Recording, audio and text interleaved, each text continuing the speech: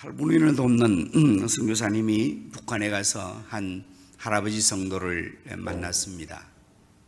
그러는 그 할아버지 성도에게 탈북을 도와줄 터이니까 탈북하라고 권면했습니다.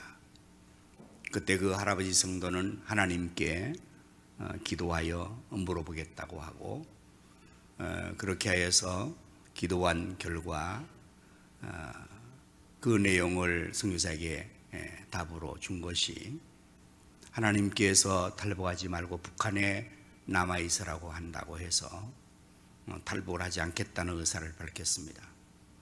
권면에도 하나님 뜻대로 남겠다고 하는 이 할아버지 성도를 남겨두고 선교사님은 그곳에서 나와서 다음에 1년 후에 다시금 가보았더니 그 할아버지 성도는 순교를 당했다고 합니다. 여러분들은 이러한 내용을 들을 때 어떤 생각이 드십니까? 저는 이 글을 읽으면서 참 이것을 어떻게 받아들이는 게 좋겠나. 하나님께서는 왜 살아가는 당신의 백성을 그 죽음의 사지에서 구출할 수 있는 기회가 왔을 때 오히려 탈북을 하라라고 응답을 주시지, 기도를 하였을 때 왜 북한에 그냥 남아있어라, 그리고는 한 해가 지나면서 죽게 하시는가 하는 생각을 하면서 하나님의 뜻은 과연 어떤 것인가 라고 생각을 해보았습니다.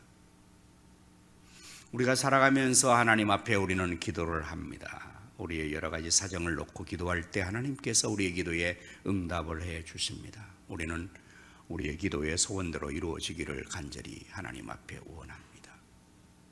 하지만 때로는 우리의 기대감과 전혀 다른 반응으로, 때로는 하나님께서 응답하시고 어떨 때는 침묵하시고, 그리고 또 이처럼 주님을 사랑하고 믿음을 지키는 주의 백성들에게 구원의 기쁜 소식이 아닌 처참한 순교의 죽음, 그러한 모습들을 우리가 겪게 될 때에 참 이것을 어떻게 우리는 받아들여야 되는가. 혹시 여러분들이 기도하면서 기도의 응답이 없을 때 그 어려운 상황을 경험한 분들이 없습니까? 지금도 여러분이 기도함에도 불구하고 여전히 여러분의 상황이 전혀 나아지지 않고 오히려 그 어려운 상황에 계속 방치되어 있는 그러한 여러분의 현실을 인하여서 많이 마음에 힘들어하고 기도를 해야 되나 말아야 되나 하는 갈등을 가지고 있지는 않습니까? 하나님께 기도하면 하나님이 응답해 주시고 형통하게 하시고 모든 것을 승리하게 하신다고 우리는 믿고, 그렇게 하나님을 믿고 나가는데 현실적으로는 꼭 그런 것만이 아닌 경우 우리는 어떻게 그 문제를 받을 수가 있는가? 우리가 지금 겪고 있는 이 우리나라의 기후가 정말 이상 기온이 됐죠. 동남아 기후로 완전히 변화돼서 생활이 굉장히 어려워졌고, 비단 이것은 우리나라 문제만 아니라 전 세계적인 기상의 변화, 이것은 인류가 만들어 놓은 재앙, 스스로가 자초한 재앙이기도 하죠. 인도나 또는 동남아의 50도를 계속 육박하는 뉴스를 우리가 접하고 있습니다. 우리도 너무 더워서 습도가 많고 이제 동남아 같은 현상으로 우리나라가 변화되니까 참 생활이 너무 힘들죠. 거기에 우리가 적응하느라고 또 많이들 지치고 힘들어하고 어려움이 있고, 이러한 여러 가지 기후와 사회적인 변화와 우리의 삶의 내부적인 문제를 우리가 겪으면서 참 고통을 많이 당합니다. 오늘 저는 성수기 예배를 드리면서 본문 야고보서 1장의 말씀을 중심으로 믿음의 시련을 통하여 라는 제목을 본문의 말씀에서 그대로 정했습니다. 믿음의 시련이라는 이것을 통해서 우리가 어떻게 되어지는가, 어떻게 되어야 되는가 하는 문제입니다. 우리는 지금 이렇게 아주 폭염 속에 있지만 그래도 하나님 은혜로 좋은 예배 처소에서 지금 시원하게 예배를 잘 쾌저해 드리고 있습니다. 그런데 유럽에 있는 성도들은 여름에 그 예배실에 에어컨을 놓지 않는다고 제가 들었습니다. 독일 같은 경우에. 돈이 없어서도 아니고 부유한 나라 아닙니까? 그런데 그 예배실에 여름에 에어컨을 놓지 않아요. 뭐 기후가 덥지 않아서가 아니라 덥답니다. 근데 정장을 하고 양복을 입고 넥타이를 메고 그 더우니까 땀을 그냥 계속해서 흘리면서도 예배를 드리고 있다는 것입니다. 이상해서 질문을 해봤다고 그래요. 아니 왜 에어컨을 놓지 않고 이렇게 더위 가운데서 예배를 드리고 있습니까? 그런데 그 독일의 성도가 하나님께서 천지를 창조하시고 섭리주관하실 때에 우리 사람에게 여름에는 더위에 땀을 흘리면서 지내라고 한 것이 아니겠는가? 그 하나님의 섭리를 따라서 우리가 여름에는 땀을 흘리고 이렇게 예배를 드리는 것이 하나님의 섭리에 순응하는 것이라고 한답니다. 그럼 어떻게 생각하십니까? 어리석고 미련하게 생각되지 않습니까? 왜 그렇게 더위에 그렇게 하고 있나? 돈이 있으면 에어컨 놓고 시원하게 그렇게 생활하지 왜 땀을 흘리면서 고통스럽게 예배를 드리는 건가? 라고 생각하지만 저는 그 얘기를 들을 때 참 그 성도님들의 신앙이 굉장히 수준이 있구나. 하나님의 섭리와 하나님이 하시는 일의 그 타당성의 이유를 인정하면서 거기에 순응해 가려는 그러한 모습이 있구나라고 생각을 저는 했어요. 수준이 다르구나. 굉장히 믿음이 깊고 아주 고상하구나라고 생각을 저는 해봤습니다. 우리는 작은 더위에도 추위에도 적응을 못하고 그저 어렵다고 힘들다고 불편하다고 할 터인데 그런 것들을 지켜나가는 이런 모습을 보면서 하나님께서 여름에는 덥게 만드시고 겨울에 춥게 만드시는 이유가 있지 않겠습니까? 자연의 원리를 보면서 우리가 식물이나 또는 농작물들이 이러한 추위와 더위를 겪어야 그것이 잘 수확이 되어지고 익어지고 또 많은 열매를 거둔다고 하죠. 만약에 곡식의 일조량이 부족하면 곡식은 쭉정해야 되고 만다고 그래요. 그래서 더울 때는 많이 더워야 되고 뜨거워야 되고 그걸 견디면서 식물들도 자라고 연물고 알곡이 되어지는 그런 과정을 겪는다고 하는데 하나님께서 우리 인생의 삶의 가운데서도 그러한 것들을 허용하시는 이유가 있다면 그것은 바로 우리를 보다도 성숙한 자리에 이르게 하시려고 하시는 하나님의 의도가 아니겠는가 하는 것을 생각하게 합니다. 오늘 성경에서 야고보서가 우리에게 말하는 말씀을 우리가 한번 들어볼까요? 1절의 말씀을 보십시다. 하나님과 주 예수 그리스도의 종 야고보는 흩어져 있는 12지파에게 문안하노라고 시작합니다. 곧 흩어져 있는 12지파에게 이 편지로 문안을 한다고 시작을 하고 있습니다. 성경이 기록할 때 1세기 당시에는 성들이 사방으로 흩어져 살았던 것을 알 수가 있습니다. 특별히 유대인들, 이스라엘 백성들, 하나님의 백성들은 전 세계적으로 흩어져 있었습니다. 또 확인해 보실까요? 베드로전서 1장 1절의 말씀입니다. 예수 그리스도의 사도 베드로는 본도, 갈라디아, 갑바도기아, 아시아와 비두니아에 흩어진 나그네 이렇게 말해요. 소아시아에 다 흩어져 있는 겁니다. 이스라엘 백성들이 전 세계로 흩어져 있다는 것은 사실로 성경은 거듭 이렇게 기록하고 있어요. 이들을 가리켜서 우리는 디아스포라라고 합니다. 흩어진 이스라엘 백성들, 유대인들. 여러분들 고국을 떠나고 고향을 떠나고 본국을 떠나서 이방인으로서 흩어져 살아갈 때, 나그네로 살아갈 때 그 삶의 현실은 편한 것일까요? 힘든 것일까요? 집 떠나면 개고생이라고 말하죠.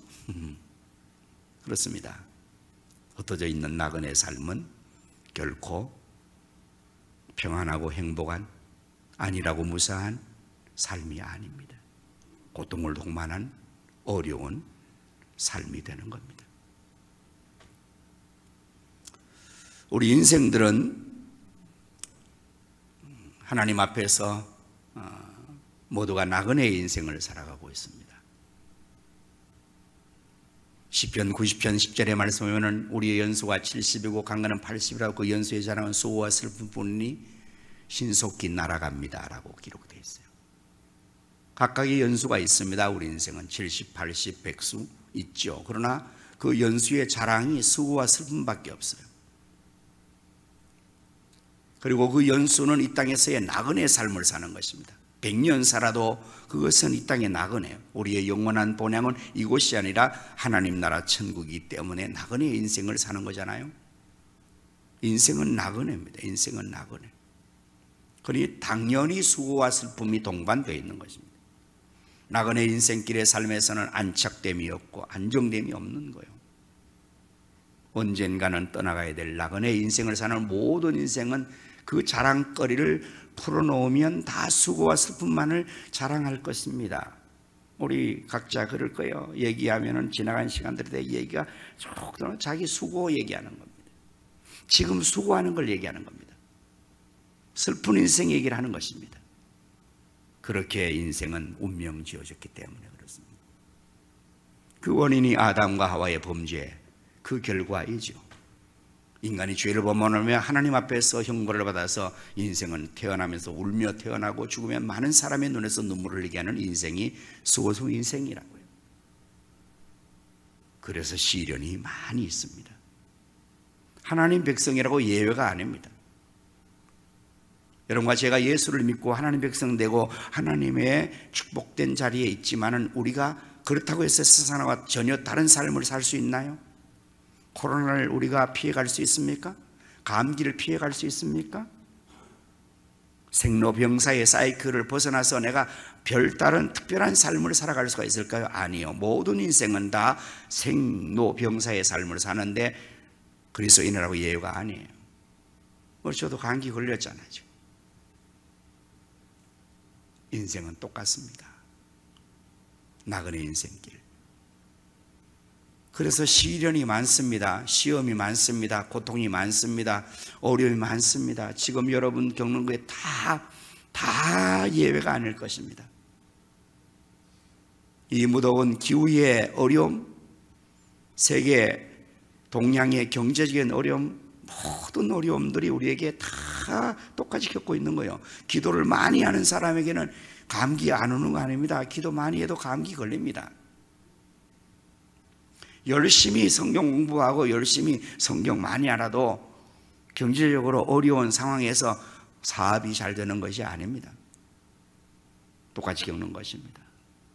자, 이런 인생에게 하나님은 뭐라고 우리에게 오늘 권면하고 있습니까? 너희가 여러 가지 시험을 인해서 어떻게 하라고 하느냐? 여러 가지 시험을 인해서 오히려 기뻐하라고 2절 3절의 말씀에서 권면하고 있습니다. 내 형제들아, 너희가 여러 가지 시험을 당하거든 온전히 기쁘게 여기라. 그 이유가 뭘까요? 이는 너희 믿음의 시련이 인내를 만들어내는 줄 너희가 압니다. 이제 성경은 말합니다. 하나님께서 말씀하십니다. 고난의 인생, 흩어진 나그네의 인생, 슬픔과 수고의 인생, 많은 시험과 신을 겪고 있는 인생들인 우리에게 하나님께서 하시는 말씀은 너희가 형제들아 여러 가지 시련을 인해서 오히려 온전히 기쁘게 여겨라. 이 굉장한 역설적인 말씀입니다. 많은 시련이 어떻게 우리를 기쁘게 합니까? 여러분 정말 시험이 기쁩니까? 아픔이, 고통이 기쁩니까? 실패가 기쁩니까? 많은 시련이 어떻게 기쁩니까? 그건 정말 고통이고 근심이고 괴로움이죠. 그러나 하나님 우리에게 말씀하시는 말씀은 형제들아 너희가 여러 가지 시험을 온전히 기쁘게 여기라. 이유는 그러한 것들을 통해서 믿음의 신을 통해서 인내를 만드는 인내를. 그리고 인내를 만들어낸 다음에 너희가 온전하게 되게 하려고 한다고 말씀을 하고 있는 것입니다.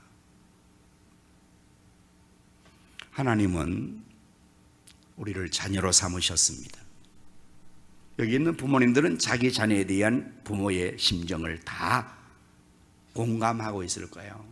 그것은 부모가 가지는 마음은 자녀가 잘 되는 겁니다. 자녀가 훌륭하게 되는 겁니다. 성공되게 되는 겁니다. 자녀가 잘 되는 겁니다. 잘 사는 겁니다. 그게 부모의 동일한 마음일 것입니다. 내 자식이 고생하지 않고 살기를 원하죠. 실패하지 않고 살기를 원하죠. 시련 없이 살기를 원하죠. 그래서 부모는 할 수만 있으면 자식을 위해서 모든 걸 희생하는 것입니다. 그게 부모의 마음이에요. 예수님은 이렇게 말씀하시잖아요. 너희가 악한 자라도 자식에 좋은 걸 줄 줄 알지 않냐. 하물며 하늘에 계신 너희 아버지께서 너에게 좋은 거 주시지 않겠느냐. 그게 하나님의 본심이고 하나님 마음입니다. 하나님 우리를 사랑하시고 독생자를 주셨고 우리를 자녀 삼으셨고 성도로 삼으셨고 이 땅에 사는 동안에 하나님 백성답게 복된 삶을 살기를 원하는 것이 하나님의 진심이죠. 그럼에도 불구하고 왜 하나님께서는 우리에게 시련을 허락하는 것입니까? 왜 여러 가지 시련을 당하게 하는 겁니까? 왜 우리를 흩으셔서 나그네로 살게 하는 것입니까? 왜 고국을 잃어버리고 디아스포라로 이방인의 나그네로 그렇게 서름당하면서 살게 하는 것입니까? 그것 때문에 우리는 늘 하나님에 대해서 오해도 하고 신앙생활하면서 회의에 빠지기도 하고 시험에 들기도 하지 않습니까? 솔직히 말해서 하나님이 정말 나를 사랑하는 것인가? 사랑하신다며. 근데 왜 나에게 이런 시련을 주는 거야? 하나님 나를 정말 사랑하신다면서 왜 나에게 이런 고통을 주고 실패를 경험하게 하는 건가? 이 시련이 한두 가지가 아니지 않는가 지금?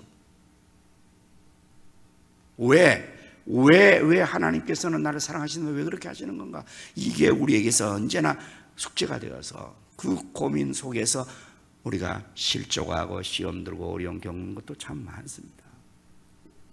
이제 그 문제를 우리가 해결해야 되지 않겠어요? 왜 하나님께서는 북한에 있는 그 할아버지를 탈북할 수 있는 기회를 주신 탈북하라고 응답하시지 왜 북한에 남아서 죽으라고 그렇게 하시는 거예요?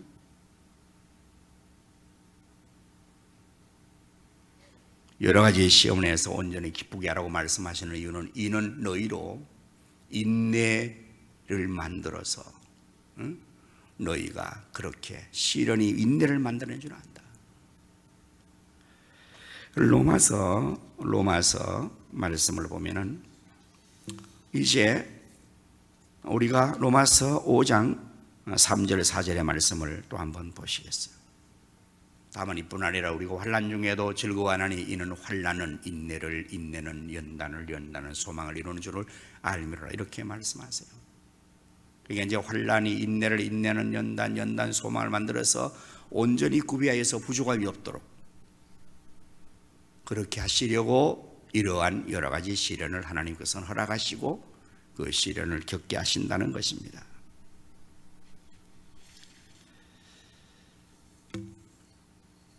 우리는 가능하면 시련을 당하지 않기를 원합니다. 고통도 시련도 없이 우리가 성공하기를 원합니다. 사실 그래서 하나님께 그것 때문에 기도하기도 합니다. 도와달라고. 나의 가는 길에 형통하게 해달라고, 시련 없게 해달라고, 어려움 없게 해달라고. 그럼 하나님께서 함께 하셔서 범사에 형통한 길을 주신다고 성경이 말하니 우리 그렇게 믿고 가죠. 과연 그러한 것이 우리의 인생에서 가능할까요? 또 하나님은 그렇게 정말 우리를 인도하시는 걸까요? 그렇지 않습니다. 하나님이 우리를 형통하게 하시는 것은 틀림없지만 그 형통의 내용은 시련이 없는 걸 말하는 게 아닙니다. 요셉과 함께 하시므로 그가 범사에 형통한다고 되었죠. 여러분 요셉의 인생을 잘 하실 것입니다. 요셉과 함께 형통하게 하셨지만 요셉의 인생에 시련이 없었습니까? 엄청난 시련이 있었습니다. 형들에게 인신매매를 당했습니다. 억울하게 옥살이를 했습니다. 그게 10대에 겪은 충격적인 사건 아닙니까? 그런 모든 과정 가운데서 하나님께서 함께 하셔서 요셉을 하여금 그 모든 시련과 시험과 어려움을 잘 인내하도록 잘 대처해 나가도록 그래서 그의 인격을 키우고 그의 리더십을 키우고 그의 소사람을 키우고 그래서 요셉을 후일에 애굽의 총리가 될 수 있는 인격의 소양과 실력자로 만들어가는 그 과정을 하나님께서 하시는 전 과정을 형통하게 하셨다는 말로 우리가 이해해야 된다는 말이에요.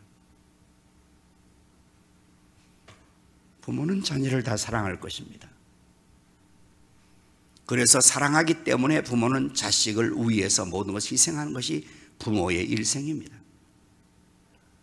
하지만 조심할 것은 너무 사랑하고 귀하기 때문에 부모가 자녀를 온실의 화초처럼 기르면 그 자식은 실패합니다.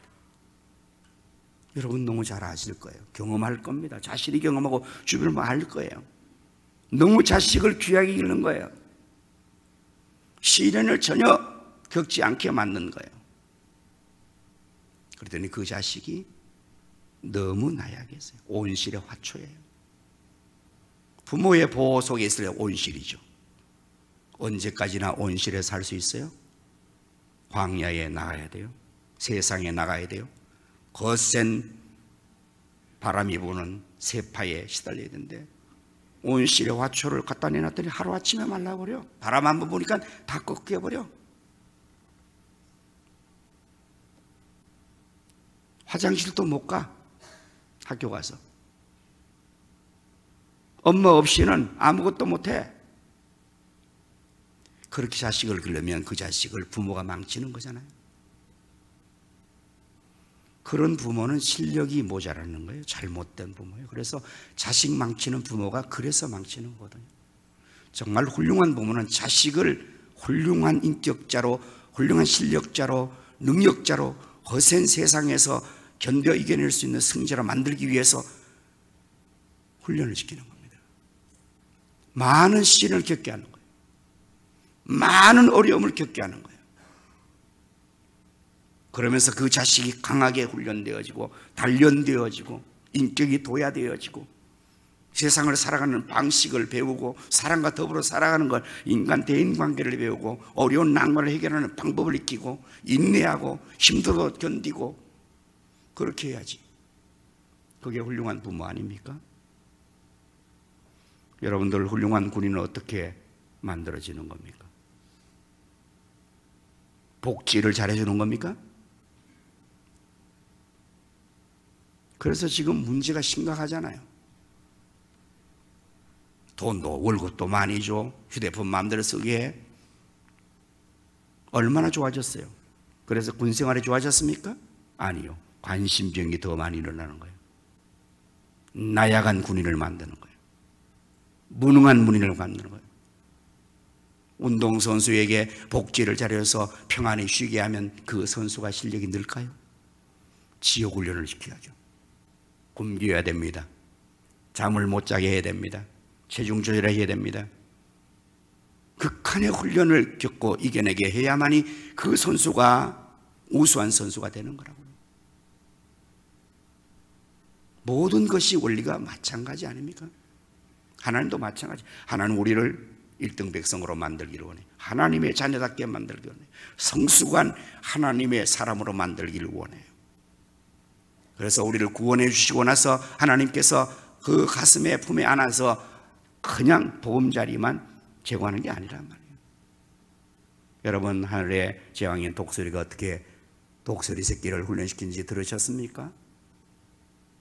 그 새끼가 둥지에서 아래서 깨어나서 겨우 털이 나고 조금 자라면 어미 독수리가 그 새끼를 둥지 바깥으로 떨어뜨린답니다. 수천 길로 낭떠러 떨어지는 거예요. 이게 아직도 새끼가 날개짓도 안 되고 버둥거리면서 막 그냥 곤두박질 쳐서 밑으로 추락할 때 어미 독수리는 손살같이 내려서 그를 등에 업고 다시금 상으로 오르고 그 일을 계속 반복한다는 거예요. 담력을 길러주고 생존에 대한 것을 극한의 위기 상황 속에서 경험하게 함으로 말미암아 하늘의 제왕을 만든다는 거잖아요. 여러분, 호랑이가 새끼를 어떻게 훈련시키는지 들으셨습니까? 역시 새끼들을 낭떠러지에 그냥 둘러서 내려 던진다는 겁니다. 그 새끼들이 저 벼랑 끝에서 쭉 기어서 오르는 놈만 데리고 훈련시킨다고 말하잖아요. 하나님 우리를 왜 여러 가지 시련 속에 방치하시고 왜 북한에 있는 그 할아버지 성도를 거기서 죽게 하는 겁니까? 왜 지금 여러분들에게 그 몸의 질병을 아직도 고치지 않는 것입니까? 왜 사업의 어려움을 그대로 방치하는 겁니까? 왜 자식의 문제 때문에 눈물을 흘리게 하는 겁니까? 여러 가지 시험이 있어요. 시험을 가장 많이 겪은 인생이 있다면 성경의 욥 아니겠습니까? 여러분, 성경에 나오는 욥기서의 주인공 욥을 잘 아실 겁니다. 그는 동방의 우스당의 의인이었습니다. 하나님이 인정하는 의인, 사단 앞에서도 너 어디서 왔느냐, 동방에서 두루 돌아다 왔다, 우스당의 내 종 욥을 보았느냐, 그처럼 순전하여 악이 떠는 자가 내가 지금까지 만나지 못했다, 입에 침이라도 칭찬하셨습니다. 사탄 원수 앞에. 그는 정말 의로운 사람이었어요. 신앙생활 잘했습니다. 자식을 믿음으로 잘 길렀습니다. 그런데 그에게 시련이 찾아왔잖아요. 엄청난 고난이 찾아왔지 않습니까? 하나님과 사탄과의 거래관계 속에서 욥은 까닭없이 하루아침에 엄청난 재앙과 고난을 당합니다. 전 재산을 다 잃습니다. 하루아침에 전 재산 다 잃는 거예요. 그 시작으로서 바로 또 이어서 겹치게 10남매의 자식이 다 몰살당해 죽습니다. 그게 끝이 아니지 않습니까? 정수리밭같이 온몸에 질병이 덮쳤습니다. 그 즈음에 그의 사랑하는 아내는 하나님 저주하고 죽으라고 그러고 떠쳐나갑니다. 친구들이 소식을 듣고 위로하러 왔습니다. 사방에서 위로한답시고 4명의 친구가 돌아가면서 에만이 그 욥을 몰아치기 시작하는 거예요. 하나님은 의로우신 분이시라서 까닭없이 벌을 내지 않는 분이야. 이게 하나님에 대한 신관념이 맞는 거죠. 하나님은 의로우신 분이시고 하나님은 정의로운 분이시기 때문에 부당하게 벌을 내지 않는 분이다. 이건 대전제가 맞는 겁니다. 그걸 가지고 그 잣대로 욥을 계속해서 공격합니다. 너 평상시에 아주 의로운 척하더니 뒤로 아주 호박씨를 깎구만. 뭐 잘못한 게 없으면 이렇게 당할 수 있겠어? 우리 앞에 의롭다는 척하더니 무슨 죄를 이렇게 많이 짓게 이렇게 큰 벌을 받고 있는 거야. 빨리 하나님께 회개해. 이게 욥을 더 고통스럽게 모으는 거예요. 자기는 그런 적이 없는데 주일도 잘 지키고 11조 잘 냈고 사명도 잘 감당했는데 자식 교육도 잘 시켰는데 그렇다고 몰아치니 4명의 친구 돌아가면서 계속 공격하는 거예요. 세상 말로 미치고 발딱 뛸 그런 상황이 왔어요. 여러분, 여기서 우리가 한번 짚고 나갈 것은요, 조심해야 될 것이 있습니다. 성도에 어려움 당하는 있거든 여러분들은 기도만 해주세요. 위로한답시고 전화나 문자를 보내지 마십시오. 도와준다고 충고하지 마십시오. 왜냐하면 사정도 모른 채 그를 오해시키고 고통 속에 몰아넣을 수 있어요. 이런 거예요. 그 주의를 안 지키더니 그렇게 됐나 봐? 이런 거예요. 기도하려는데 기도 안 하더니 그렇게 됐나 봐? 셀레브에 참석 안 하더니 그렇게 됐나 봐? 이렇게 말해버려버리는 쉽게. 그리고 막 우리 너무 사랑이 많아. 그래서 어떤 사람 교회를 하루 안 왔더니 막 그날 오후에 사방에서 전화가 20통 막 가는 거예요. 전화 하나 받아서 이유를 대답했는데 또 두 번째 와서 또 이유를 나중에 정말 대답하기가 너무너무 힘드는 거예요. 그래서 교회 떠난 사람들이 있습니다. 욥이 당하는 고난에 대해서 친구들이 어떻게 안다고요? 자기도 모르는데 욥도. 그러니까 우리가 남의 문제에 대해서 아는 척하고 훈계하고 충고하고 조언하고 위로한답시고 하는 것이 오히려 그를 돕는 것이 아니라 그를 더 속상해 만든다는 사실을 생각하면서 조심해야 돼요. 조심해야 돼요. 욥은 그 모든 것의 고난이 많은 시련 속에서 그가 이길 수 있었던 승리의 비결, 그것은 바로 욥기 23장 10절의 말씀이에요. 그러나 내가 가는 길을 그가 아시나니 그가 나를 단련하시니 내가 승군같이 되어 나오리라. 이 부분이에요. 이 버전이 이전에 우리 성경책 바로 전에 있는 것 한글 개혁판에서는 이렇게 돼 있어요. 오직, 그러나가 오직이에요. 오직 나의 가는 길을 그가 아시나니. 그 말은 무슨 뜻입니까? 나의 가는 이 길을 오직 한 분만이 안다는 거예요. 그러나가 아니에요. 이거는 오직이에요. 오직. 욥도 몰라요. 친구들은 더 몰라요. 아내도 몰라요. 아무도 몰라요. 그럼 우리 인생의 오늘의 문제를, 답을 여러분 알고 계십니까? 여러분의 문제를 여러분 알고 계십니까? 왜 그 일을 당했는지 여러분 아세요? 우리는 몰라요. 아는 것 같은데 잘 모른다고요. 그러나 오직 하나님은 아시는, 그분만이 아신다는 요. 그러면서 그 많은 시련 속에서 욥은 인내합니다. 이 믿음 가지고 하나님은 아신다. 나도 모르는 이유지만 여기에 분명히 하나님의 이유가 있을 것이다. 그것은 나를 단련하신 후에 이 불같은 시련을 통해서 뜨거운 용광 속에 집어넣어서 단련하는 금같이 나를 하나님께서 이 시련의 고통의 용광 속에 집어넣어서 나를 지금 단련하는구나.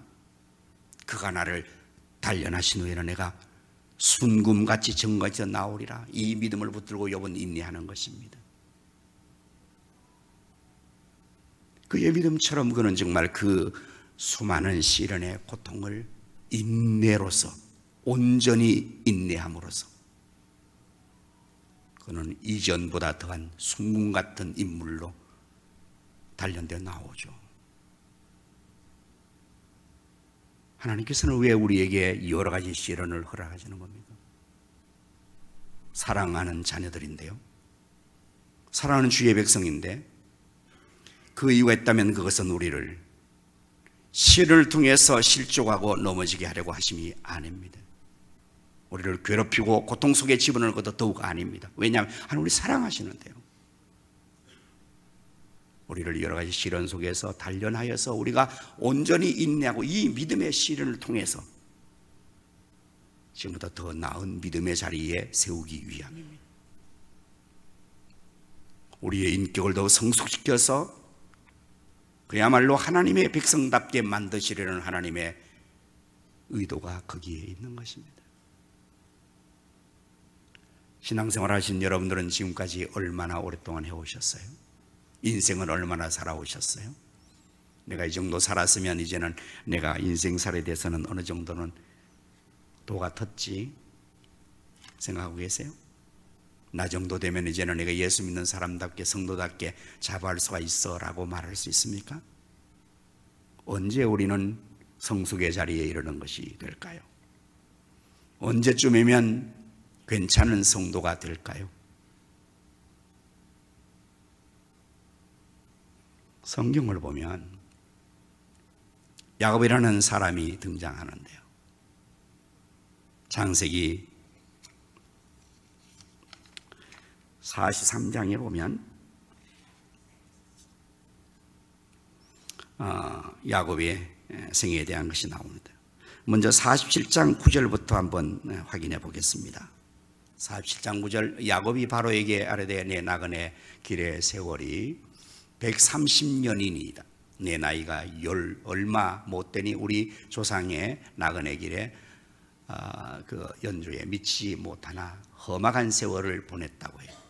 그냥 야곱이 그 아들 요셉의 초청을 받아서 바로 왕 앞에 가서 아련할 때 자기 소개하는 부분에 내 나이가 지금 130세입니다.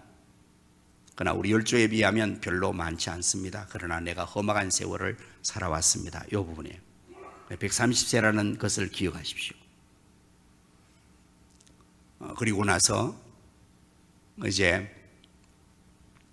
이 야곱이 이렇게 얘기하는 이 가운데에서 43장의 말씀을 보면 그 앞부분이겠죠. 13절, 14절의 말씀에서 내 아우도 데리고 떠나 다시 그 사람에게로 가라.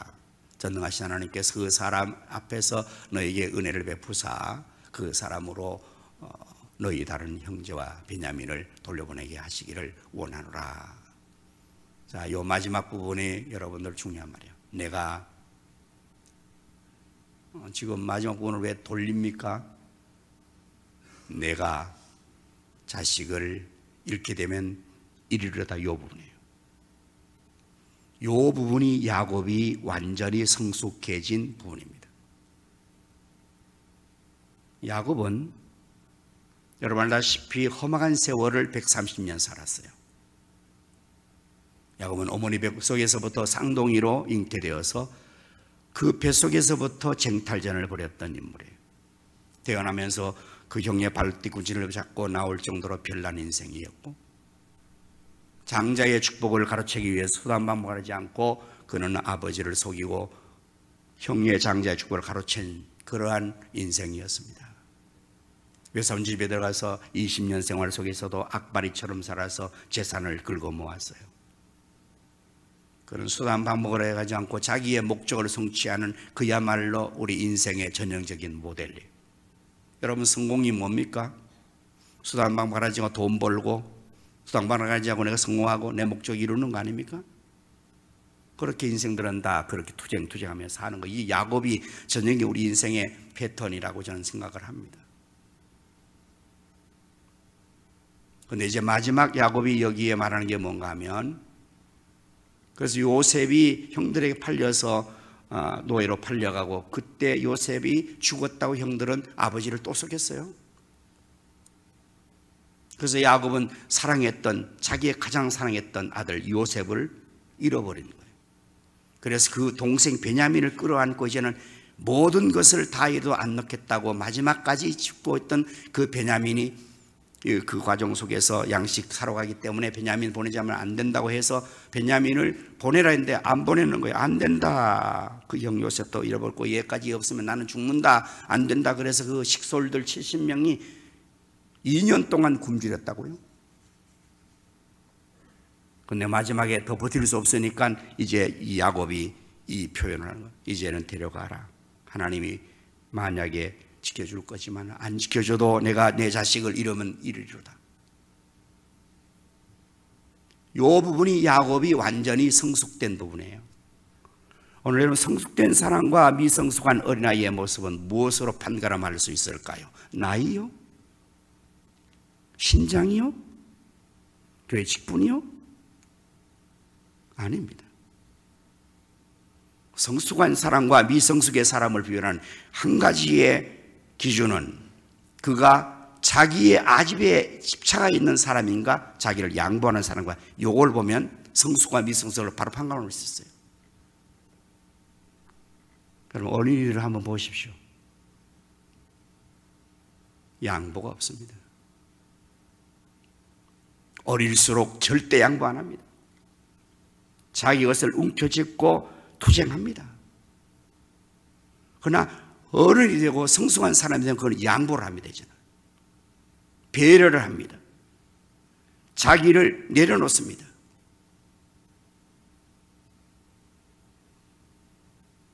야곱은 바로 130세의 나이가 되었을 즈음에 저렇게 그제서야 모든 걸 놓는 거예요. 저는.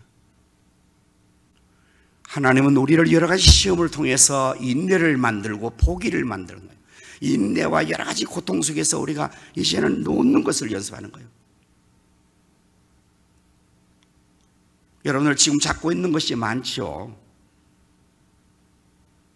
뭐 세상의 취미와 오락과 모든 것들 누리는 것들이 참 많잖아요.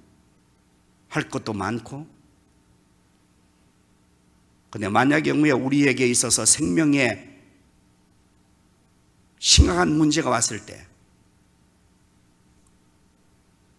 살 수 있는 가망성이 있는가 없는가, 이 문제가 우리 닥쳤을 때 여러분들 직장을 잡아요, 놓아요? 놓습니다. 그때는 놓을 수밖에 없어요. 취미생활 놓아야 돼요. 여행 놓아야 돼요. 다 놓아야 돼요.